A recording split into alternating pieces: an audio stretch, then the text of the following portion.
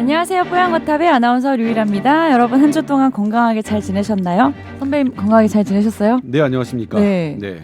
뭐 별일 없으셨어요? 별일은 없었고 네. 뭐 제가 하는 일이 항상 시끄러운 일이잖아요. 그래서 뭐 오, 논란도 있었고 뭐 그렇습니다. 근데 그런 잘 제 해결- 보도와 관련된. 네. 잘 해결하고 계신 건가요? 근데 저는 네. 이게 사실 이제 이따 코로나 잠깐 브리핑을 할 때 네. 말씀드리겠지만 커다란 논쟁의 사안이 아닌 것으로 생각했고, 하지만 이제 뭐 기자니까 취재를 해야 되고 제보자의 제보를 받고 해야 되는 부분인데 결론이 이상하게 나서 그런 부분이 좀 있었어요. 그러니까 결론이 이상하게 났다는 것은 보건당국과 제 보도가 정반대되는 견해로 났습니다. 그러면 이제 보건당국을 믿는 분들은 조동찬이 오보를 냈다 이렇게 말씀을 하실 수 있어요. 실제로 어제도 그랬고 그제도 그랬고 많이 그런 질문을 받았는데, 네. 반면 제가 취재하는 영역에서의 전문가들은 정반대로 얘기합니다. 그러니까 저는 뭐냐면 제가 취재하고 있는 영역에 전문가의 제보를 받아서 제가 보도를 하죠. 기자들은 사실 뭐 네. 거의 기자들이 특종이라고 하는 것들은 내부 제보가 없으면 불가능합니다. 그렇죠. 네. 왜냐면 수사권이나 이런 게 없기 때문에 네, 네. 우리가 어디 가서 어떤 연구 결과를 기자들이 접근할 수 있는 권한이 없거든요. 네. 그거는 거기에 계신 분들이 그것을 안에, 이게 이제 뭐냐면 왜 제보가 나오느냐, 이게 A, B, C, D 이렇게 정상적으로 순차적으로 처리가 되어야 할 것으로 예상되는 그런 과정이 잘못됐다고 생각할 때 항상 그런 분들이 제보를 주시거든요. 그러면 네. 이제 저희는 그것을 가지고 제보 내용을 가지고 다른 전문가들에게 확인을 하죠. 확인하는 과정에서 제보자가 잘못 생각하는 경우도 있어요. 그럴 때는 이제 보도를 안 하는 것이고, 제보자의 이의 제기가 맞다라고 생각하면 저희가 이제 보도를 하는 건데, 네. 이번에도 그렇게 됐습니다. 근데 이제 요 그 얘기 좀 그 얘기 좀 이따가 이따, 예. 할까요? 예. 네. 궁금하네요. 예. 네. 궁금해요? 네. 무슨 얘기인지 구체적인 얘기를 안 해주셔서. 네. 이렇게 넘어가야 되는데 이렇게 딱 궁금하게만 하고 다음 하지 주를 않아야, 기다려주세요. 이러면서 네, 그렇게 해야 뭐, 낚아야지 네. 좀 네. 청취율이 올라갈라나? 네. 그러려나? 자, 그래서 오늘은 사연을 보내주셨는데 두 분께서, 자, 첫 번째 사연은 거의 A4 용지 2장을 꽉 채우셨어요. 근데 저희가 꼼꼼히 읽어봤거든요. 얼마나 괴로운 상황인지 저희가 다 읽어봤는데 방송에서는 시간상 제가 조금 줄여서 읽고 질문으로 넘어갈게요. 자, 수면이 근육 회복에 큰 영향을 미칠까요? 하시면서 사연 보내주셨거든요. 저는 수면 장애가 있습니다. 3년 전쯤에 시작이 됐는데 자다가 이유 없이 깰 때가 많고, 깨면 다시 자기도 무척 힘듭니다. 그런 상황에서 뒷덜미가 불편한 것 같아서 정형외과를 갔는데 디스크 진단을 받으셨대요. 근데 이 디스크가 상황이 점점 갈수록 심해져서 다시 이제 진단을 계속 받는 와중에 이게 불면증과 관련이 있을까 하고 병원에 여쭤봤더니 오히려 역으로 수면 부족 때문에 생긴 증상일 수 있다고 또 정신과 진료를 권했다고 하네요. 그런데 정신과에서는 또 별다른 처방을 주지 않았다고 해요. 그래서 뭐 각종 증상들이 있으신데 팔도 아프고 다리도 힘도 없고 몸 곳곳에서 근육이 움찔거리고 피곤하고 입맛도 없으시고 다양한 증상들이 다 이게 수면 부족 때문인 건지, 수면 부족 때문에 몸이 안 좋고 그것 때문에 걱정되고 걱정 때문에 잠을 못 자고 이런 악순환이 반복된다고 하시면서 이 문제를 어떻게 해결하면 좋을까요? 하고 길게 좀 보내주셨거든요. 네, 일단 이제 이분의 사연 중에서는 네. 양측 손이 저리고 아픈 것 때문에 정형외과를 갔는데 디스크다. 네. 그래서 물리치료 받고, 그리고 이제 뭐 이 견인 치료라고 하죠. 이 척추를 늘리는 그런 견인 치료를 받으면서 지냈다가 네. 로잉 머신이라는 뭐 이런 뭐 노를 젓는 뭐 그런 운동기계인가 기구가 있나 봐요. 예. 그것을 좀 무리하게 하셨는지 어쨌든 그때부터 좀 더 증상이 심해졌고, 정형외과를 다시 찾았더니 정형외과 선생님께서는 디스크 증상이 심했다. 그런데 다른 신경외과 선생님한테 진료를 받았더니 이건 그런 디스크에 의한 증상이 아니다. 사실 스트레스성에 기인한 것 같다 해서 이제 정신과 진료를 권해주셨는데, 네. 정신과 선생님은 이제 처방을, 수면제를 처방해 주지는 않은 거죠. 아마 상담은 해주셨을 것 같은데, 그런데 이제 제가 궁금하게 봤어요. 그러니까 이 분의 증상이라는 게 양측 팔에 저리고 아프면서 뭐 힘이 없는 것 같은 느낌이었거든요. 근데 디스크 같은 증세의 가장 대표성이 뭐냐면 네. 편측성입니다. 한쪽만 오는 게 디스크예요? 그러니까 대부분? 왜냐하면 디스크가 양측으로 영향을 미치려면 상당히 많이 나와야 되는데 상당히 많이 튀어나오려면 양측 팔만 아플 수는 없겠죠. 전신이 아프네요. 더 큰 문제가 생기거든요. 그리고 디스크가 나오는 부위가 중앙으로 튀어나오는 부위보다 옆에 공간이 많아요. 네. 옆으로 나오게끔 돼 있어서 그래서 이제 우리가 그 감별을 할 때 어떤 팔이 심하게 아픈 사람이 양측성으로 오느냐 편측성으로 오느냐에 대해서 보면 주로 편측성으로 오는 것은 신경학적인 어떤 문제가 있을 가능성을 높게 보고요. 네. 양측으로 온다. 네. 그리고 양측에서 오는데 예를 들면 양말 신은 부위 밑으로 양측 다리가 아파요. 장갑을 끼는 부위 밑으로 양쪽 팔이 아파요. 이렇게 말씀하시는 부분은 네. 대부분 어떤 스트레스에 의한 신체와 장애라고 판단을 많이 합니다. 그래요. 네. 그래서 이제 이 진단이 조금 달라진 것 같고 제가 보기에도 물론 이제 두 선생님은 환자분을 직접 보셨고 저는 직접 보지 않았기 때문에 저는 두 선생님보다는 제 뭐 소견은 중요도가 중요도를 좀 덜 생각하시고 참조하실 필요가 있겠습니다만 저는 뒤쪽에 그러니까 제가 생각해도 이거는 어떤 신경학적인 문제라고 보여지지는 않아요. 그리고 신경학적인 문제는 단기간에 악화와 회복이 이렇게 막 단기간에 이루어지지 않습니다. 만약 제가 목 디스크가 악화돼 가지고 팔이 아프다면 네. 이게 상당 기간까지 서서히 진행된다. 네, 상당 기간 오랫동안 아프지 이게 좀 운동을 그만한 거나 그런다고 당장 좋아지거나 그렇지는 않거든요. 네네네. 그래서 이 부분은 조금 그런 측면에서 볼 필요가 있다. 그래서 디스크 증상으로는 선뜻 다가오지는 않아요. 저한테는. 네네네. 그다음에 이제 하나 저기 한 거는 이런 것들이 손에 근육의 힘이 점점점 더 떨어지는 거는 드물긴 하지만 네. 그러니까 근육성 질환일 가능성도 있거든요. 그래서 그 부분들에 대한 검사를 조금, 그러니까 그거는 되게 드물어서 진단이 어려워요. 그러니까 난치성 질환 환자들이 정말로 어려운 게 드물고 치료가 어려운 질환은 진단도 어려운 거예요. 그러니까 왜냐면 의사들이 경험하기가 쉽지 않으니까. 네. 그리고 의학의 그 진단 방식이 확률적으로 높은 것을부터 찾아내는 게 방식이기 때문에 네, 그렇겠네요. 어려운데 이런 드문 질환이 아닐까? 만약 이런 것들이 계속된다, 점점 진행된다면 그런 부분, 좀 희소성 질환을 다루시는 그런 전문 선생님의 진료를 받아보는 것도 네. 한번 참고해 보실 필요가 있을 것 같은데요. 네. 그리고 이제 잠에 대해서 네. 얘기를 한다면 잠을 못 자서 이런 증상들이 나타날 수도 있는 건가요? 분명히 첫 시작은 통증 때문에 잠을 못 주무실 거로 생각되는데 네. 통증 때문에 잠을 잘 못 주무시면 통증이 더 악화되고요.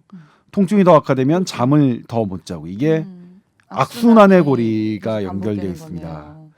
그렇기 때문에 이 고리를 끊어야 되는데 이 고리를 어떻게 과연 끊어야 되느냐에 대해서 제가 이제 고민이 그러니까 어젯밤에 제가 이제 이 사연을 읽고 계속 그러니까 제가 시간이 있을 때마다 이분 사연 때문에 어떻게 말씀드려야 될까 어떻게 해야 될까 쉽지 않았는데 일단은 전반적인 스트레스 상황이 되게 많은 것 같아요. 네. 이분은. 네. 그래서 이 수면 부족도 그러니까 그러니까 정신과 선생님께서 왜 수면제를 처방하지 않았느냐 저는 그 이유를 알 것 같아요. 그러니까 정신과 선생님들이 수면제를 처방하는 이유는 이분이 딱 요것만 해결되면 이분의 전반적인 문제가 해결될 것 같다라고 하면 수면제를 처방하시는데 이분은 단순히 오늘 밤 잠을 잘 주무시게 하는 것으로 이분의 문제가 해결될 것 같지가 않다라고 하면 처방을 안 해주시니까. 네. 그래서 저도 전반적인 사연으로 봤을 때는 수면제로 이 문제가 해결될 것 같지가 않아요. 이 전반적인 스트레스 상황. 그러니까 근데 이게 왜 답이 어렵냐? 네. 스트레스라는 건 나의 일상이 가져다 주는 거거든요. 그렇죠. 나의 일상을 바꿔야 되는 문제이기 때문에 내 일상에서 스트레스를 덜어내야 되는 문제이기 때문에 그런데 하나씩 키를 드리자면 한꺼번에 스트레스가 날아가는 완전히 없애버리는 비법은 없습니다. 수면도 똑같습니다. 네. 한 번에 수면을 잘 자게 하는 방법이 없어요. 네. 차근차근히 하나씩 나의 스트레스를 줄여 나가야 되는데 일단 요 분 같은 경우에는 그러니까 이 정신과 선생님과 상담을 네. 좀 더 지속해봤으면 좋겠다는 생각이 들었어요. 네, 그래서 네, 하나하나씩 내가 갖고 있는 스트레스의 심리적인 원인이 스트레스를 풀기 위한 무엇인지 상담이요. 예. 네. 예를 들면 그러려면 이제 가장 중요한 게 이걸 병식이라고 하는데 알아야 됩니다. 내가 갖고 있는 스트레스 때문에 내 몸이 아프다. 내가 잘 못 잔다는 것을 아는 게 되게 중요하거든요. 그리고 어떤 부분에서 내가 정말로 스트레스를 많이 받는지를 알아가는 것도 되게 중요해요. 그래서 그 나에게 예를 들면 그거는 가족 관계일 수도 있고 친구 관계 혹은 직장일 수도 있습니다. 네. 이런 여러 가지 문제를 전반적으로 좀 들여다 봐야 될 것 같은데 그런 다음에서야 우리가 이제 수면에 대해서 얘기를 조금 할 수 있을 것 같아요. 예를 들면 제가 지난번에 캠핑 얘기를 하면서 야간 빛을 없애고 네. 이 자연빛부터 출발하는 게 가장 좋은 방법이라고 말씀드렸는데 이분에게는 뭐 그런 수면에 국한된 문제로 이렇게 접근할 수 있는 건 아닌 것 같아요. 그래서 어떤 것인지는 모르겠지만 네. 일단 전반적인 스트레스 상황을 선생님과 함께 좀 찾아가 보는 그래서 이 정신과 선생님 진료를 조금 계속 받아보시는 것을 저는 일단 추천드리고 싶고요. 그리고 이제 마지막에 만성피로, 섬유, 근통증, 증후군 이런 것들 당연히 수면 장애 오죠. 네네. 그리고 만성피로는 진단명이 아니라 이제 어떤 증상이겠죠. 그러니까 암 환자도 만성피로 느끼고 어떤 류마티스 질환 갖고 계신 분 만성피로 느끼거든요. 근데 이런 분들은 당연히 수면 장애와 동반돼요. 그리고 그거는 그 질환을 그러니까 치료해 나가는 과정에서 수면 장애가 조금씩 해결되거든요. 근데 이런 것들은 되게 드문 거지만 어쨌든 전문 선생님을 뭐 찾아서 뭐 진료를 보시는 것은 뭐 괜찮을 것 같고요. 그러니까 어떤 긴 인생의 한 포인트에서 그런 것까지 염두에서 한번 진료를 받아보시는 것 좋을 것 같은데 우선은 네. 이분의 스트레스가 어디서 시작됐는지를 조금 전반적으로 살펴보는 그런 진료가 필요할 것 같아요. 이렇게 정리가 잘 되다니. 저는 이거 한참 읽었는데 다 정리가 됐어요. 무슨 말인지. 아 그런가요? 그러니까 이게 결론이 예. 신경계 쪽이라기보다는 좀 정신계 쪽으로 스트레스 관련해서 좀 차근차근 풀어보시라는 뜻이잖아요. 네. 네. 예를 들면 그러니까 그 신경외과 선생님이 디스크가 아닌 것 같다고 말씀하셨잖아요. 이게 저희가 볼 때 이제 이거 우리과 환자냐, 탁과 환자냐 이렇게 네. 제일 먼저 의사들이 내가 볼 환자냐, 내가 보면 안 돼, 그러니까 볼 수 없는 환자냐. 분별하는 거예요? 예, 그런 느낌이셨을 것 같아요. 이거는 디스크, 그러니까 신경외과 의사가 들어갈 게 아니라 이거는 정신과적인 그러니까 정신과적인 게 아니라 뭐 누구나 다 그렇죠. 스트레스는 다 갖고 있으니까 스트레스가 과도하게 오래 지속되다 보면 생기는 신체화 증상으로 보신 것 같은데 아무튼 저도 그런 쪽의 문제가 아닐까 좀 생각이 들어요. 그리고 너무 걱정하시지 않을 게 네. 정신과 선생님들도 그런 것들을 해요. 그러니까 이거는 신경외과적인 문제, 정외과적인 문제지 우리가 봐야 될 거 아닌가를 계속 그분들도 훈련하신 분들이기 때문에 네. 그분들도 이거 아닌 것 같다. 이건 정외과적인 문제인 것 같다. 그러면 다시 말씀을 하실 거예요. 그러니까 좀 여유 있는 마음을 가지고 제 소견에는 정신과 진료를 조금 계속 보셨으면 좋겠다. 그런 말씀을 드리고 싶습니다. 보통 우리 정신과에 가면 뭐 선생님하고 이야기 나누면서 상담하면서 진료 보는 거잖아요. 그럼 저도 한 번도 그런 거 해본 적은 없는데 저런 게 과연 이제 치료의 과정이 될 수 있을까? 되게 의구심이 들더라고요. 근데 주변에서 간 사람들 얘기를 들어보면 확실히 다르고 전문가는 다르다. 뭐 이게 달라진다라는 얘기도 또 많이 들어서 네, 효과가 있을 것 같기도 네. 하네요. 예. 저는 이제 정신과 선생님들을 술자리에서 보는데 그러면 이제 병원에서 그분들은 안 보고. 네, 예, 괜찮네요. 근데 예. 뭐 술자리에서 근데 정직원 선생님들은 술을 잘 안 드시는 것 같아요. 술자리에서도 술을 안 드시고 얘기를 하시는데 예? 그러면 그런 쪽의 얘기를 좀 해요. 하면서 아니, 그건 그런 것일 수 있어. 그럼 뭐 그러니까 예를 들면 제가 갖고 있는 어떤 문제를 너 네가 지금 그러니까 제가 막 화를 내잖아요. 네. 너 열등감 있냐? 진짜 전문가시다. 어떻게 그러니까 하셨지? 예를 들면 그런 거야. 내가 보기엔 네가 그렇게 화낼 일이 아니고 뭐 이거 그럴 수도 있는데 네가 그렇게 화내는 거 선배님 원래 평소에 좀 흥분 잘하잖아요. 네. 네. 인정은 또 잘하시네요. 아 그럼요. 정신은 저는- 건강하신 것 같은데. 아 그럼요. 저는 그래서 그때 알았죠. 아 맞다. 내가 네. 열등감이 있구나. 그래서 누가 나한테 지적질하는 것에 대해서 되게 내가 발끈하는구나. 뭐 생각했어요. 그럼 본인 스스로 어디에서부터 열등감이 시작됐는지도 깊이 한번 따져 보신 적 있으세요? 네, 저는 네. 그러니까 사실 이거는 얘기 저의 공개할 수 학생 있나요? 때도 네. 공개하면 안 되는데 뭔데? 뭐길래 되게 궁금하다. 그러니까 정신 분석을 받아봐요. 본과 3학년 정신과 실습을 할 때 네. 그때 저는 최고 점수를 받았어요. 교수님이 따로 너처럼 솔직하게 쓴 애는 처음이다. 아 솔직하게 써서 최고 점수를 받았다. 네, 솔직하게 써서 그리고 그것을 이제 나의 정신은 이런 현재 이런 상태는 어렸을 때 뭐와 연관돼 있고 지금 이 상태는 이거와 어렸을 때 어떤 기억과 연관돼 있는 것 같고 이런 부분들이 있는 것 같다라고 솔직하게 정말 썼어요. 솔직하니까 야한 부분도 있잖아요. 예를 들면 사춘기 시절에 만약 그러니까 중학교 2학년 때 어떤 기억들 이런 것들이 지금 나에게 이런 생이 지배되고 막 이런 것들이 있었는데 열등감에 대해서는 이제 따로 그 친구들이 얘기를 해서 제가 이제 뭐 느꼈던 거는 기억나는 저는 예를 들면 강북에서 중고등학교를 다녔었잖아요. 네. 그리고 어렸을 때는 형이 있었고 제가 있었어요. 네. 형은 저보다 먼저 태어났으니까 어린 저는 제가 기억하는 순간에는 늘 형에 비해서 저는 무언가를 말을 잘 들어야 된다고 생각을 해왔던 것 같아요.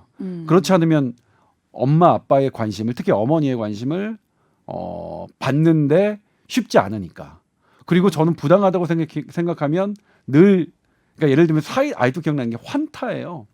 환타를 똑같이 주지 않는다고 형이 더 많이 줬다고 제가 어마어마하게 짜증을 내니까 어머니한테 맞았거든요. 그냥 저는 그게 왜 내가 선배님 집은 약간 장남을 더 이렇게 우선순위에 두는 집 그렇진 분위기였나 않아요. 봐요? 그렇진 않아요. 그렇진 그렇진 않았는데? 않지만 그러니까 우연히 이제 형이 뭐 더 형에게 더 환타가 많이 들어갔겠죠. 근데 저는 그게 너무 부당하다고 생각해서 과도한 이의를 귀엽다. 제기했다가 맞았어요 결국.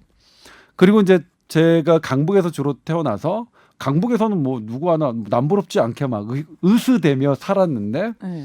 강남 아이들과 접하고 지방의 그런 그 유지들에서 나오는 공부 잘하고 집안 좋은 이런 애들과 하면서 그 대학교 때 충격은 있어요. 이게 세상이 이렇지 않구나. 세상이니까 세상은 정말 공평하지 않구나라고 생각한 게 이제. 근데 그런 열등감, 방금 네. 얘기한 요 열등감은 우리 국민의 99.9%가 느끼는 열등감이기 때문에 열등감이라고 할 수 없지 않아요. 저도 항상 그런 거 느끼거든요. 당신도요? 저도 부산 출신이고 서울에 왔는데 뭐 그런 거 당연히 느꼈겠죠. 그러니까 예를 나보다 들면 잘난 사람 너무 많고 저 사람은 내가 노력했는데도 못 가지는 거를 이미 다 가지고 있네 편하게 뭐 이런 거 너무 많잖아요. 뭐 그렇죠. 저도 네. 그러니까 뭐 그런 것들을 누구나 갖고 있는데 저는 그게 좀 과도하게 발현되는 부분이죠. 그러니까 화를 내지 않아도 될 부분에 화를 내고 하는 부분들이 있었고 이제 제가 나이가 든다는 게 좋은 게 그런 게 예전보다 훨씬 덜해졌어요. 그러니까 지금도 맞아. 뭐 예전 같았으면 제가 한 3년 전에 4년 전에 저였으면 아마 보도 주구장창 발제하고 막 취재 파일 쓰면서 뭐 나와 다른 정부의 나쁜 점 이렇게 막 주구장창 쓰고 페이스북에다도 막 주구장창 쓰고 그랬을 거예요. 근데 됐다. 뭐 질투하셨다. 시간이 지나면 뭐 하겠지. 그리고 뭐 어떤 순간에서는 오해가 오해될 수도 있고 오해가 이해로 바뀔 수도 있고 그리고 이해했다는 것도 나중에는 오해로 바뀔 수도 있고 이런 것들이 다 변하는 거기 때문에 이거 법정 스님의 무소유에 나오는 말입니다.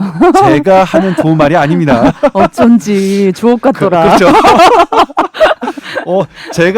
제가 하는 말들은 대부분 좋은 선생님들의 책에서 제가 얻어들은 거지. 기억하는 게 어디예요? 열등감 느끼네. 나는 아무리 읽어도 기억이 안 나더라고. 뭐 그냥 뭐 몇 개 안 되지만 뭐 네, 그렇습니다. 네. 뭐 그런 부분이죠. 예. 어쨌든 이제 나이가 들수록 힘과 열정이 빠졌다고 보기에는 그게 부정적인 해석인 거고 네. 더 너그러지고 이해심이 넓어지고 그러니까 힘과 더 열정이 좋아졌다. 빠지는 게 제 탓은 아니잖아요. 네. 나이가 드는 게 제 탓이 아닌 것처럼 예. 그 나이가 들에 따라 힘과 열정이 빠지는 건 제 탓이 아니라고 생각해요. 얼마 전에 이제 예를 들면 저의 되게 중요한 취재원이자 형님인 분과 술을 마시면서 그때는 이제 국립보건연구원에 대해서는 얘기를 했어요. 국립보건연구원에 그분이 이제 국립보건연구원 출신이라서 상당히 애정을 갖고 계신 분이란 말이에요. 그래서 뭐 그런 얘기를 하다가 하든가 조 기자도 10년 전에 조 기자는 아니잖아. 그런 거야. 그때처럼 한 건 아니잖아. 그러니까 우리가 뭐 살긴 살아야지. 나이 들면서 사는 방법을 찾아야지. 그때 이제 저는 10년 전에 조 기자가 아니자라는 게 딱 또 열등감 확 약간 속상할 왔죠. 수 있는 그래서 얘긴데. 뭐야 네. 지금 나 요즘 뭐 되게 잘 나가는데. 거야? 아니, 그런데 그렇죠. 그분이 얘기했던 부분들 만약 어떤 사안에 대해서 달려드는 조동찬의 태도가 예전과 달라졌다는 것을 말씀하신 거예요. 예전이었으면 조동찬이 만약 이런 문제에 달려들었다 그러면 마구마구 막 했을 텐데 이제 그분이 저한테 기자로 그분한테 제가 기자로 인정받은 건 사실 그 백남기 농민 사망 진단서 부분이거든요. 그걸 제가 이제 막 했을 때 야 내가 조동찬 너 기자로 인정한다 이렇게 대단한 칭찬이죠. 근데 저는 다른 보도도 열심히 한 거 되게 많은데 말이야. 근데 뭐 그렇습니다. 그래서 저는 나이가 들면서 힘과 열정이 빠지는 것은 제 탓이 아니다. 뭐 그건 자연스러운 뭐 내가 받아들여야 될 뭐 그것 때문에 제가 뭐 비난을 이렇게 뭐 저기 하거나 그러진 않아요. 아무튼 저도 그렇습니다. 그래요. 예. 이렇게 일을 오래 하면서 아나운서라는 직업은 특별히 또 신입 아나운서 때는 얼마나 또 어리고 예쁜 걸로도 먹고 반은 먹고 들어갈 수 있는 부분이 있잖아요. 예, 요즘에는 예전과 달리 좀 예쁜 분들을 뽑는 것 같아요. 그래서 제가 신입이냐고 그런 얘기 되게 많이 들어요. 아니. 신입 아나운서인가요? 하고 이런 질문. 뭐 그냥 농담이었습니다. 근데 또 이제 아나운서 오래 하다 보니까 우리 후배들보다 뭐 풋풋함 이런 거는 확실히 떨어지지만 노련미라는 게 생기잖아요. 우리는 일을 네. 하면서. 그러니까 네. 예전에는 막 한마디 해도 막 벌벌 떨면서 긴장하면서 했는데 요즘은 그렇진 않으니까 또 장단점이 있더라고요. 나이가 드는 거에 대한 것도. 네. 그리고 이제 그 중에서 장단점이 있는 거죠. 젊을 때에 비해서. 네네네. 그리고 우리가 취해야 할 자세는 장점만 생각해야지. 장점을 크게 생각하는. 네, 그 얘기하고 싶었던 거예요. 그렇죠. 근데 단점을 안 생각하면 안 돼. 생각하지 않으면 안 돼. 그래요? 안 돼요? 단점도 있을까? 내가 나이가 들어서 이런 단점이 있다. 네. 예를 들면 이제 나이가 더 들면 제가 더 좀 슬플까, 선배? 최근에 충격적인 말이 제가 술자리에서 했던 말 또 하고 했던 말 또 하고 했던 말 또 하고 하는 것을 하더래요. 제가 가장 싫어하는 술자리 버릇이 했던 말 또 하고 했던 말 또 하고 했던 말 또 하고 하는 그런 건데 네, 그걸 제가 하고 있다는 것을 들으면서 이거는 안 되겠다. 제가 아주 크게 지금 막 결심했어요. 그러니까 그런 단점. 내가 이제 어른들이 술자리에서 했던 말 또 하고 했던 말 또 하고 했던 말 또 했던 부분을 싫어했던 걸 제가 지금 담고 있으니까 그건 또 이제 안 해야죠. 뭐 이런 이제 잘 되겠죠? 안 되면 할 수 없고 그냥 했던 말 또 이거 하고 괜찮은 것 같아. 했던 말 또 해도 그냥 술 마셔주는 사람. 생각하는 거. 예. 그렇게 해도 어쨌든, 마셔주는 사람하고 만나야죠 뭐. 그러니까 스트레스가 있을 때 이제 방금 말씀하신 긍정적으로 생각하는 거 아니면 어쩔 수 없잖아 하고 어떤 일정 부분을 포기해야 할 수도 있는 마음도 가져보는 거 그런 것들이 좀 다양하게 접근을 해보시면 네 해결책이 분명히 있으실 거예요, 그렇죠? 네. 그렇게. 자 그리고 두 번째 사연은요. 이거 읽으면서 저도 맞네 나도 이거 궁금했었는데 하는 생각이 들더라고요. 그렇죠. 네. 자 저는 평상시에 그것이 알고 싶다 즐겨보는데요. 그 알을 보면 기억이 잘 떠오르지 않는 목격자를 대상으로 최면을 합니다. 근데 저는 이 최면이라는 것에 대해서 솔직히 의구심이 있거든요. 이게 너무 비과학적인 것 같나? 유사 과학이 아닌가 이런 생각이 듭니다. 그런데 말입니다. 멀쩡한 정신으로 그 알 버전으로 읽어봤어요. 아무리 기억해내려고 그런데 해도 말입니다. 그런데 말입니다. 아 방금 엘리베이터 타고 오는데 김상중 씨 오던데요. 아, 이 시간에 그래요? 녹화하시나 봐요. 아, 그렇군요. 그렇군요. 저는 딱 봬도 저랑 얼굴 크기는 비슷하시던데. 아니 선배는 얼굴 작잖아요. 뭐 그렇진 않아요. 근데 키도 비슷하시더라고요. 키가 별로 안 크셨어. 아, 제가 좀 더 커요. 아 그렇구나. 네. 도토리 키재기? 자 다시 사연으로 돌아와서 그런데 말입니다. 멀쩡한 정신으로 아무리 기억해내려고 해도 뭐든 기억이 잘 안 나잖아요. 우리 진짜 최근에 더 그런데 나이 들수록. 최면에 빠진다고 기억이 난다는 게 도무지 납득이 가지 않습니다. 그래서 질문 드려보고 싶은데요. 혹시 의학 논문 등에서는 체면에 대해서 어떻게 보고 있는지 궁금하고 이 체면이라는 게 정말 얼마나 과학적인지도 궁금하고 그리고 잠을 잘 때 뭐 렘수면, 논렘수면 이런 얘기 하는데 체면 때도 뭐 이런 상태인 거지? 다 궁금하시다면서 보내주셨어요. 예를 들면요. 네. 최면에 대한 논문들은 많아요. 네. 제법 많습니다. 그런데 그 최면이 많이 실리는 논문을 현대 주류 의학에서는 그러니까 뇌과학을 하는 신경과학, 신경외과학 이런 데서는 인정하지 정식 논문으로 주류로 인정하고 있지 않습니다. 그러니까 그래요. 냉정하게 말씀드리면 지금 현재까지도 최면에 대해서 현대 뇌과학은 과학적으로 입증된 학문이라고 생각하지는 않습니다. 그럼에도 불구하고 최면이 갖고 오는 효과들은 서서히 등장하고 있습니다. 예를 들면 최면으로 자기 암시를 했던 사람들이 훨씬 더 비만 예방에 효과가 있다라든가 어떤 인지행동 치료죠. 그러니까 트라우마가 되게 심해서 외상후 뭐죠 그게? 외상후 PTSD, 스트레스 증후군. 증후군? 네, 외상후 스트레스 증후군에 걸린 사람이 회복하는데도 실제로 최면요법이 기여를 한다는 것은 있어요. 근데 다만 그러니까 이거는 점점점 현대 의학으로 접근해 오고 있는 거죠. 네. 최면 자체는 이게 뭐냐? 그러니까 예를 들면 최면으로 떠오른 기억을 진짜로 기억이라고 할 수 있느냐? 그거 동의하지 않거든요. 왜냐하면 기억이라는 것은 사실이라고 보지 않습니다. 네. 사람마다 다 다르게 이소라의 노래도 있잖아요. 추억은 다르게 쌓인다. 이제 가사까지 인용하시는데 주옥 같네요, 이것도. 네. 그리고 그거 영화 있잖아요. 오수정이라는 영화. 어. 그 이윤주 씨가 이제 어쨌든 뭐 작곡하셨지만 네. 똑같은 상황을 보고 남자가 기억하는 것과 여자가 기억하는 게 다르잖아요. 기억은 항상 그렇기 때문에 기억 자체를 사실로 볼 수는 없는데 기억은 또 내가 실제로 봤던 것보다 다르게 저장되거든요. 네. 근데 이제 그럼 최면에서 떠오르는 기억을 우리가 얼마나 신뢰도를 줄 수 있느냐. 아직까지 그럴 수가 없다. 그리고 최면 상태에서 기여하는 어떤 뇌부위가 있느냐. 그러면 있다는 그런 연구 결과가 있긴 하지만 네. 그래도 대부분의 주력자들이 보기에는 아직 특정력이 발견되지 않았다거든요. 그래서 최면이 갖고 있는 그 최면이 진짜 뭐냐? 이게 이 수수께끼가 안 풀렸기 때문에 네.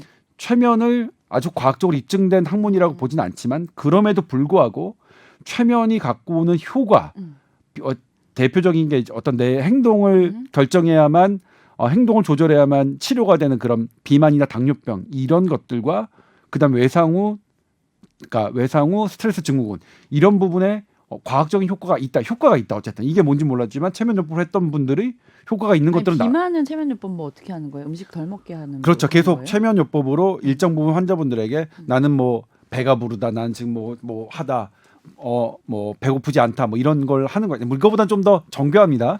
그분들이 이제 하면 자, 뭐 10층에서 9층으로 내려갑니다. 뭐 8층입니다. 뭐 자 저기 뭐 바다가 보입니다. 거기에 뭐 테이블이 올려 있습니다. 뭐 이렇게 하시잖아요. 네네. 그런 이제 전문적인 분들이 하시는 거죠. 저처럼 최면을 모르는 사람이 하는 게 아니라.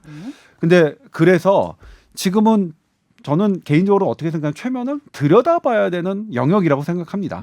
그러니까 말씀드렸지만 현대 뇌과학은 아직 인정하고 있지 않지만 그런 효과들은 나타나고 있고 그래서 저는 최면은 현대 과학이 계속 들여다봐야 되는 좀 더 연구가 진행돼야 되는 무궁무진한 영역 중에 하나라고 저는 생각을 합니다.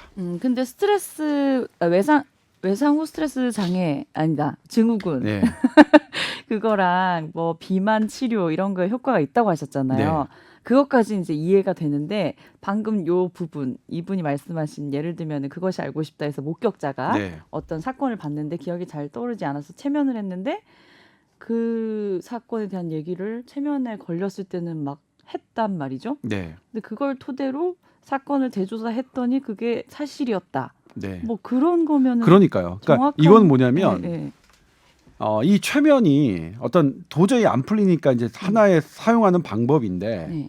만약 최면의 기억만으로 끝난다면 그 사건은 해결되지 않아요. 근데 그러니까 그 사건이 해결된 것의 그 결정적인 요인은 네. 다시 조사했더니 그런 근거들이 나왔기 때문이거든요. 물론 최면을 통해서 그 근거들이 유발된 거긴 하지만 그 근거들이 나왔기 때문에 어떻게 이제 결정이 된 거죠. 예를 들면 근거들이 안 나오고 최면의 기억만 나온다면 그 사건은 해결되는 게 아니죠. 그래서 그런 의미가 있다. 지금 최면에 대해서는 만약 최면이 결정적으로 확립이 되면 네. 최면 자체만으로도 인정이 돼야겠죠. 최면에 나온 기억만으로도 인정이 돼야 되는 게 사실 최면의 확실한 적이겠죠. 그러니까 아직은 그러니까 이 중간 단계라고 생각하시면 될 것 같아요. 그러니까 최면이 이용은 하지만 이 최면으로 100% 믿기에는 아직 현대과학이 인정하지는 않는다. 그 정도 수준? 하지만 저는 개인적으로 좀 도전해봐야 되는 네. 뇌과학이 좀 더 이 최면에 대해서 활발하게 좀 연구를 해나갔으면 좋겠는. 최면이 아무것도 없는 허구는 아닌 것 같은데 이게 지금 입증할 만한 과학적인 기술이 없어서 뭐 그럴 입증을 수도 있어요. 못하는 걸 수도 네, 있잖아요. 저도 그렇게 예. 아직 최면을 과학적으로 입증할 도구가 없기 때문에 그럴 가능성도 있다고 생각합니다. 네, 저는 좋아요. 반반이랍니다. 저는 좋아요. 반반. 일단 재밌잖아요. 그렇죠. 네. 한번 해보고 싶다. 네. 비만 치료 이런 거. 저 요즘 비만 되기 직전이에요. 네. 아니 뭐 보기 좋아요. 네. 그래요? 네, 네. 그럼요. 그거만 믿고 그러면 이대로 살게요. 아, 그럼 그대로 사세요. 뭐 좀 살 빠진다고 크게 나아지시겠어요? 그리고 요요 현상 자꾸 겪으면 겪을수록 비만이 더 잘 되는 몸으로 간다 그러길래 네. 이제 그냥 다이어트 같은 거 안 하려고요. 네. 짜증 나더라고. 그러니까 저는 음식을 참는 게 아니라 네. 제가 그러니까 이 음식과 먹는 것을 어떻게 내가 조화롭게 유지하느냐가 다이어트의 관건이라고 저는 생각을 해요. 음식과 먹는 것을 네, 음식과 먹는 것을 그러니까 음식과 먹는 행위 이런 것들을 내 생활에 얼마나 밸런스를 맞추는 노력을 하느냐가 전 다이어트의 관건이라고 생각합니다. 음식을 참는 게 아니라 참으면 내가 음식을 먹고 싶은데도 참는 거는 그거는 다이어트 그러니까 나중에 체중 큰 부작용이 오죠. 네, 네. 그러니까 조금씩 적당히 먹는 건 그리고 더 음식도 나쁘지 않다. 예. 음식도 나와 내가 예를 들면 제가 제 철칙이 뭐냐면 도저히 저 맛없는 음식을 먹음으로써 내가 살찌고 싶진 않아요. 근데 이거는 너무 맛있어서 이걸로는 내가 살찌고 싶다. 괜찮아. 이렇게 맛있는 음식이라면 제가 좋아하는 음식. 그래서 음식도 어떻게 좀 찾아가는 그리고 내가 좋아하는 음식을 많이 먹기 위해서 내가 별로 좋아하지 않은 음식은 조금 참는. 선배님은 비만이 아니잖아요. 아주 날씬한 편이잖아요. 아주 날씬한 건 아닙니다. 근데 그냥 정상 체중이죠. 지금 얘기하는 거가 네. 비만을 이해 못하는 얘기예요. 그거는 우리는 다 맛있어요. 무조건 참아야 돼. 그래서 예를 들면 네. 제가 그러니까 살을 빼기로 결심을 한 게 네. 그 건강진단에서 당뇨병 전 단계가 나왔기 때문에. 저 지금 나왔어요. 예. 네. 그리고 저는 저혈당 증세에 되게 심하게 와서 뭐 친구가 너 이제 조절해야 된다. 뭐 해가지고 했는데 이제 그 다음부터 그러니까 어쨌든 시행착오는 있었어요. 저 그리고 예전에 제 체중에 16kg가 더 쪘던 적도 있습니다. 레지던트 생활에는 완전 뚱뚱해져 굴러다닌다 그래서 그때 사람들이. 사진 보니까 오히려 괜찮던데. 그때 10년 전이요? 아니 뭐 얼마 전에 기자 브리핑할 때 막 예. 더듬거리면서 신입 네. 때 모습 네. 봤는데 되게 더듬거리긴 하던데 얼굴은 통통하니 이쁘던데요. 그런 젊은 시절이 네. 있었어요. 저도. 네네네. 예, 아무튼 그렇습니다. 그때보다 훨씬 더 쪘던 적도 있었어요. 오. 그게 지금보다 한 4kg, 5kg 정도 쪘을 때고, 그거보다 10kg 더 쪘을 때도 있는데, 네. 아무튼 뭐 비만에 대해서는 다 전부 다 생각하셨잖아요. 살 빼는 방법에 대해서는 각자가 그러니까 너무나 전문가들이 많으신데, 그래서 제가 이제 뭐라고 이제 뭐 이건 이렇게 해야 된다 이렇게 할 수 있는 입장은 아니고요. 그러니까 저는 그렇게 합니다. 그렇게 생각을 해요. 그리고 전반적으로 오래가는 그러니까 2년 이상 가지 않는 다이어트는 다이어트법이 아니라는 건 현대의학이 얘기하고 있는 겁니다. 2년 이상 지속되지 않는 다이어트법. 내가 당장 6개월 만에 뭐 몇 킬로 뺐다 하는 것을 현대의학이 다이어트라고 인정하지 않습니다. 네. 꾸준한 꾸준함이 그러니까 결국 내 생활이 받아들일 수 있는 다이어트법이 진정 다이어트법이다라고 그렇죠. 요거는 뭐 이것도 역시 제 의견이 아니라 현대의학의 견해니까. 그러니까 계속 할 수 있다는 건 너무나 고통스러운 방법은 아니라는 거죠. 그렇죠. 네. 그렇죠. 극단적인 고통스러운 방법이 부분은 아니라는 거. 극단적인 방법은 우리 할 수 없습니다. 예. 알겠습니다. 자, 그리고 본격 주제 넘어가기 전에 지금 현재 코로나 상황 살짝 브리핑 조금 해주실까요? 네, 현재 코로나 상황이 네. 한 50명, 60명대가 계속 반복되고 있습니다. 네. 그리고 국내 감염자가 있고 해외에서 입국되는 감염자 한 절반 정도 비율로 보면 되는데 이게 확 나빠지지도 않고 확 좋아지지도 않고 계속 고만고만한 상황인가요? 지금 내 하나 보건당국이 조금 네. 긴장하고 있는 부분이? 구석은 네. 청정 지역이라고 생각했던 전라도 지역에서 지금 환자세가 그랬잖아요. 많이 늘어나고 네. 있어요. 그래서 이제 광주 지역, 전라도 광주 지역은 사회적 거리두기 3단계 가장 강력한 고강도 사회적 거리두기를 이제 시행하고 있는데 네. 그런 부분이 있고요. 그다음에 이제 외국에서 오는 분들은 확진된 분들은 국내에 접촉을 하지 않게 관리가 되기 때문에 숫자가 좀 늘더라도 크게 문제는 안 될 것 같아요. 근데 다만 이제 그분들을 계속 치료하는데 어떤 인력들이 계속 힘드니까 네. 그런 부분들은 이제 의료인들은 조금 말씀을 하시고요. 근데 내부에서 생기는 이런 지역사회 감염이 아직은 뭐 정부가 컨트롤할 만한 상황이다 이렇게 얘기하는 상황인데 나중에 근데 지금 이제 여전히 이제 저기 문제가 되는 건 언제 폭발할 가능성은 늘 있는 상태이기 때문에 그것에 대해서는 그래서 항상 긴장의 끈을 놓지 말아야 된다는 게 이제 보건당국의 입장이고요. 네. 그리고 이제 서두에도 말씀드렸지만 보건당국이 질병관리본부가 국민건강영양조사 항체조사 결과를 했죠. 그랬는데 1,555명에 대해서는 0명, 한 명도 안 나왔고 고대 구로병원에서 했던 1,500명에 대해서는 한 케이스가 나왔다. 그래서 우리나라의 항체 보유율은 0.03%다. 0.03%. 지금 지구상에서 발표한 국가 중에서는 가장 낮습니다. 가장 낮아요. 예를 들면 미국 뉴욕 같은 경우에는 19%였고요. 스페인이 7%, 영국 런던이 한 14% 되거든요. 뭐야? 그럼 이거 조사를 더 해봐야지 비율이 올라가나요? 그러니까 그런 나라 그리고 스페인이 최근에 6만 명을 대상으로 조사를 했어요. 네. 스페인이 5% 나왔거든요. 5%대 0.03 하면 몇 퍼센트 몇 배인가요? 한 3, 2, 3일은 3, 368, 160 몇 배가 되는 거죠. 엄청난 차이 나는 거죠. 네. 그 이웃 나라 일본 같은 경우에도 0.1%인데 이웃 나라 일본과 비교해도 3배 정도 차이가 나는 겁니다. 네. 그런데 우리나라는 뭐가 문제있냐면 중화항체를 썼습니다. 중화항체로 확인된 사람만 항체 보유자다 이렇게 얘기를 했는데 전 세계 어떤 나라도 중화항체로 이 항체 조사를 한 나라는 없습니다. 대한민국이 최초입니다. 만약 이걸로 하면 전문가들은 뭐라고 얘기하냐면 중화항체는 진단 목적으로 사용되어서는 안 되는 항체다. 왜냐? 너무 발현되는 시기가 짧고 걸린 사람 중에서도 중화항체가 없는 경우가 많기 때문이다. 우리 그런 보도 기억나시잖아요. 코로나19에 걸려도 안심할 수 없어. 왜냐하면 젊고 건강한 사람 그리고 증상이 없는 사람은 중화항체 안 생겨. 그런 보도 봤어. 기억나시죠? 네. 그런데 거기서 중화항체를 가지고 얼마나 숨은 감염자가 있는지를 알아본다는 게 말이 안 되는 거죠. 왜 그랬을까요? 이건 이제 저한테 제보한 전문가인데 이 저한테 제보하신 전문가는 네. 그 전문가 회의에 정부의 전문가 회의에 참석했던 분입니다. 네. 그분이 하신 말씀은 1차로 국내 시약으로 항체 조사를 했고요.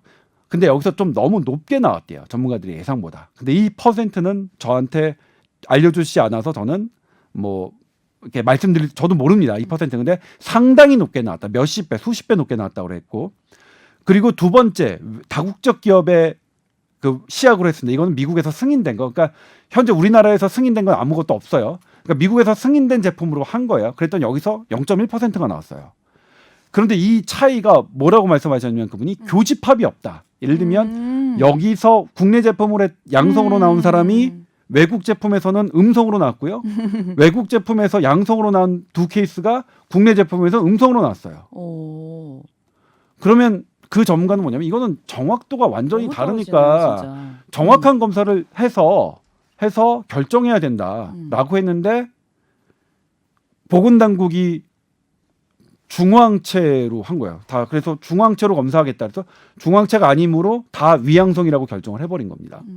근데 중화항체는 방금 말씀드렸던 내용으로 항체 조사에 사용되지 않습니다.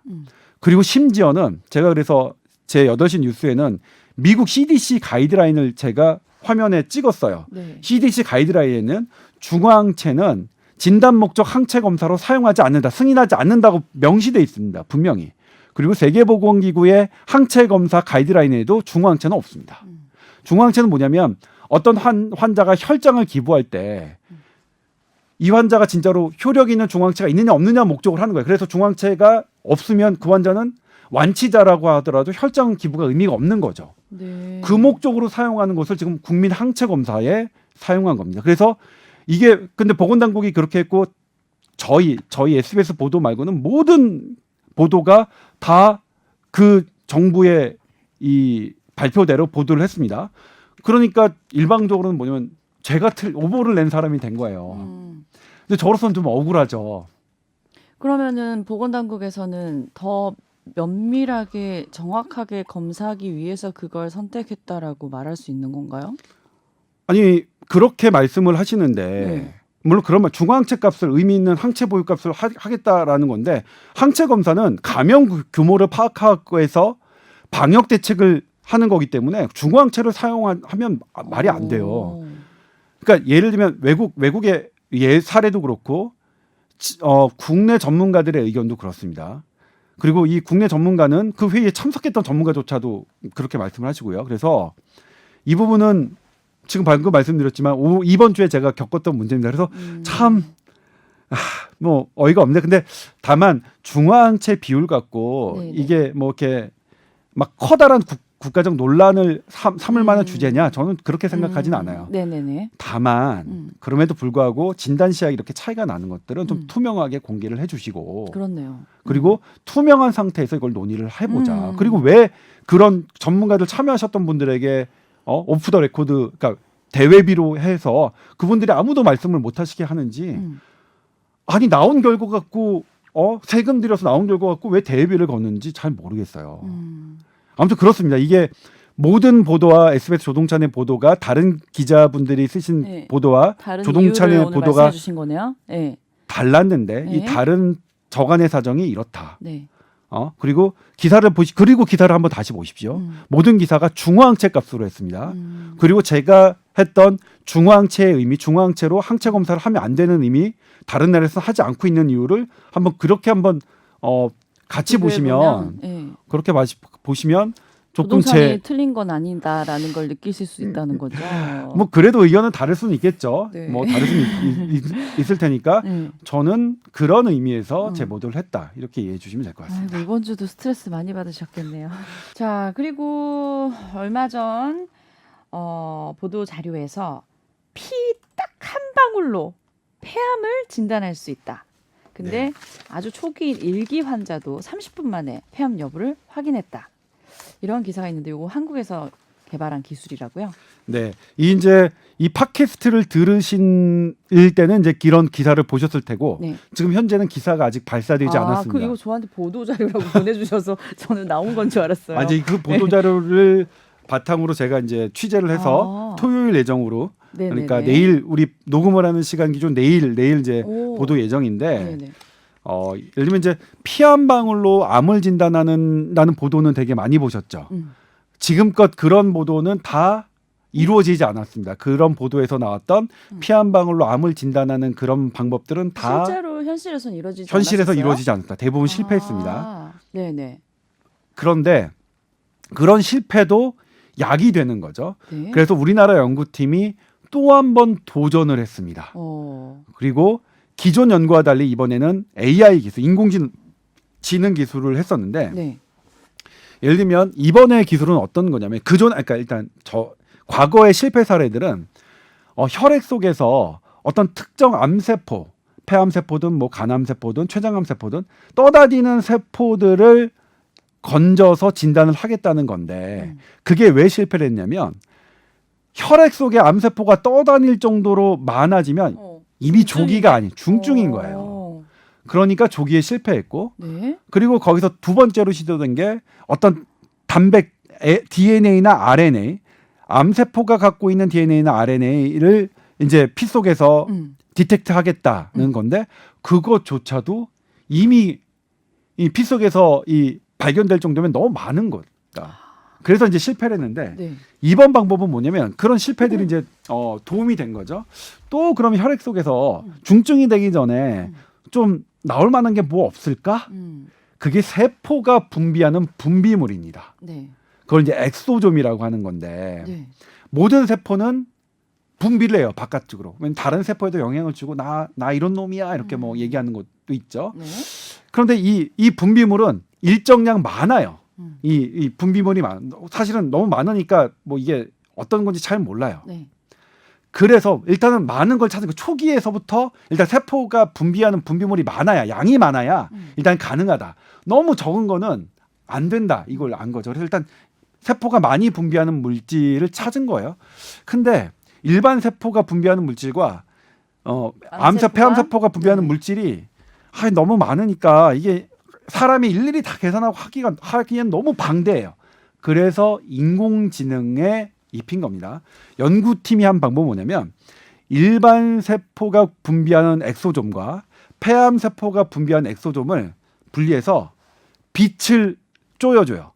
빛을 쪼인 다음에 빛이 반사가 되잖아요. 그럼 빛이 반사가 되는 신호가 50개에서 100개 정도가 되는데 이게 뭔지 모르지만 너무 많아서 50개, 100개면 사실 인간의 힘으로 할 수가 없잖아요. 근데 AI에 입력시킨 거예요. 이건 정상세포 거다. 정상세포, 정상사람 한 20명.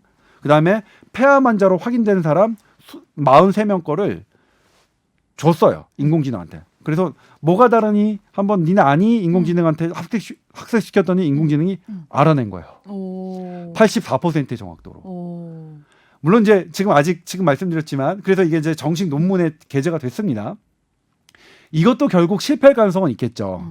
최종적으로 실패할 가능성은 있겠지만 이게 앞선 실패들을 기반으로 해서 또 도전한 피한방울로 피로서 암을 암을 조기에 진단해내는 또 하나의 저는 신선한 도전이라고 생각해서 실패했던 방법들 하나하나 다 없애고 또 새로운 방법으로 도전하신 거네요. 그렇죠. 이거는 이제 뭐냐면 이분들만 그렇게 도전하고 있는 게 아니라 전 세계 모든 학자들이 도전하고 있어요. 이 부분에 엑소점이라는 부분에 대해서 도전을 한 건데 엑소점. 예, 이 연구팀은 그러니까 고대 연구팀인데 이 고대 연구팀은 거기서 빛을 발사해서 빛에서 나오는 신호를 AI 보고 너네 이것 좀 해석해봐라 하는 게 이제 이분들의 새로운 참신한 아이디어인 거죠. 그리고 이게 어느 정도 그러니까 소규모긴 하지만 성과를 입증받아서 인정받아서 논문에 게재된 거고요. 네. 그래서 연구팀은 이제 앞으로 이것을 한 400명 정도 확대해서 임상을 더 근거를 마련하겠다. 예. 이게 어쨌든 저는 상당히 일단 재밌었고요. 그리고 말씀드리지만 이것 또한 실패로 끝날 수도 있겠지만 그래도 저는 되게 새로운 신선한 도전이어서 이렇게 오늘 모양거탑 시간에 사연으로 들고 나왔습니다. 사연? 본격 주제. 오늘 폐암 같은 거 진단할 때 사진 찍어 보잖아요. 네. 근데 그 방법보다 혈액을 뽑아서 판단하는 게 더 좋은 이유가 있나요? 예를 들면 지금 폐암의 조기 진단법이 논란이 많아요. 실은 전 세계적인 조기 진단법은 없습니다. 딱 표준화된. 근데 우리나라는 뭐냐면 네. 조금 선제적인 진단 방법을 채택했는데 흡연력이 30년인 사람에게는 네. 저설량 PET를 2년에 한 번인가요? 지금 이제 제가 정확하게 기억이 안 나요. 네. 1년이나 2년에 한 번씩 저설량 PET를 찍게 하는 게 가이드라인으로 삼고 있어요. 네. 저는 이거 논란이 많습니다. 이거 불필요하다라고 반대하시는 분들도 있습니다. 현재 우리나라 학계에서도. 네, 네, 네. 그런데 저는 개인적으로 찬성을 합니다. 네. 왜냐하면 다른 방법이 없기 때문에. 그래서 현재는 지금 표준화된 모든 학자들이 다 인정하는 폐암 조기 진단법이 없는데 이런 게 만약 성공을 한다면 이 스크리닝 테스트에서 폐암 가능성이 높다 그러면 이분들에게 저설량 PET 찍으면 되잖아요. 네, 네. 그런 방법으로 상당히 유용할 것으로 생각이 됩니다. 성공을 한다면요. 물론 성공한다는 가정하에서요. 폐암이 특별히 조기 진단이 어려운가 봐요. 네, 폐암은 우리나라에서도 암 사망률 1위가 여전히 폐암인데 처음에 초기 증세가 없어요, 거의. 그래서 이미 이제 기침하고 심해지고 가슴이 답답하고 그다음에 가래에서 피가 나올 때가 되면 이미 때가 늦는 경우가 많아서 그렇습니다. 이 혈액으로 검사하는 방법 다른 암에도 이제 나중에 적용될 수 있을까요? 그럴 가능성, 그러니까 이 분들은 무궁무진하다고 생각해요. 근데 그건 조금 더 규명이 돼야겠죠. 이 엑소좀이 정말 폐암과 어떤 관련이 있는 것들이 있고, 그다음에 다른 암과는 또 어떻게 차이가 되는지 이런 것들이 좀 구체화돼야 되는데 지금 이제 AI의 특징은 뭐냐면 원리는 모르더라도 현상학적으로 이 차이를 알아내는 거죠. 예를 들면 고양이 얼굴과 사자 얼굴, 강아지 얼굴, AI는 원리 몰라. 고양이가 모르고 뭐 사자가 왠지 몰라. 근데 많이 보면 예, 그렇죠. 그런 개념이니까 그렇게 생각하시면 될 것 같아요. 참 과학 기술이 조금씩 갈수록 재밌어요. 발전하는데 재밌어요. 이런 거 저는 빨리 나왔으면 좋겠어요. 이런 거 보면은 네. 정말 늦게 태어났었어야 됐는데 너무 빨리 태어난 것 같다. 아니죠. 안타깝더라고요. 생각해봐요. 우리 예전에 할 수 있었는데 지금 못하는 거 되게 많잖아요. 아날로그적인 거? 그렇죠. 그런 감성도 우리가 알고 있기 때문에 좋은 것도 있는데 그럼요. 굳이 또 뭐 몰라도 몰랐으면 안 그리웠을 거 아니에요. 우리 그렇죠. 아니까 그리운 거지. 그렇죠. 그리고 물론 이제 예를 들면 이제 코로나19도 그래요. 우리가 되게 공포스럽게 샀는데 예전에는 정말 이런 바이러스가 없었을까? 그러니까 밝혀내지 못할 뿐이었지. 네, 그러니까 알아서 생기는 고민도 있으니까 네. 그렇습니다. 그러니까 그럼에도 불구하고 이제 이걸 의학적인 관점에서 보면 저는 되게 이런 신선한 도전을 그렇네요. 좋아합니다. 좋은 결과가 네. 나와서 좋은 결과가 나오기를 잘 저도 응원합니다. 되면 좋겠네요. 네, 예. 자, 알겠습니다. TOWER@sbs.co.kr로 또 궁금한 거 자세히 보내주시면 저희가 꼼꼼하게 읽어서 또 답변 드릴게요. 자, 오늘 여기까지 하겠습니다. 고생하셨습니다. 네, 고맙습니다. 다음 시간에 봬요.